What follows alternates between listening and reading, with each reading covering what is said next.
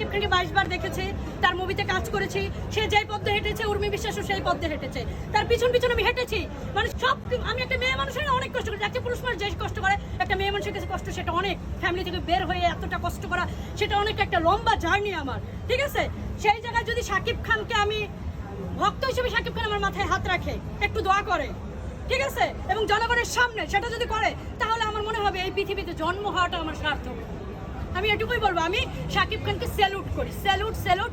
শাকিব খান আমার ভালোবাসা, শাকিব খান আমার হিরো, শাকিব খান আমার জীবন, সবকিছু। তার আসছে তো আসছে, কিন্তু ভক্ত হিসেবে তার সাথে আমার ফেস টু ফেস এরকম কথা হয়নি। সে আমাকে দেখছেও, এটাও ভুল কথা, সে আমাকে দেখছে, মানে সে এমন হয়েছে সে হেঁটে যাচ্ছে আমাকে দেখছে, জাস্ট সাধারণ মানুষ হিসেবে দেখছে।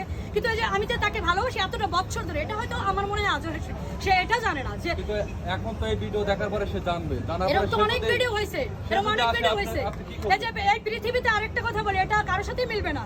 আমি আরেকটা কথা বলি, এই পৃথিবীতে অনেকে ভিউ ব্যবসার জন্য কাজ করে, অনেকে টাকার জন্য কাজ করে, অনেকে নানানভাবে শাকিব খানকে ভালোবাসতে চায়, অনেকে স্বার্থের জন্য ভালোবাসে। কিন্তু এই উর্মি বিশ্বাস শাকিব খানকে স্বার্থ ছাড়া ভালোবেসেছে, 16টা বছর ধরে মৃত্যু পর্যন্ত ভালোবেসেছে। মিউজিক ভিডিও করে বস্তির কথা বলেন, এই বস্তিরা শাকিব খানের যোগ্য না।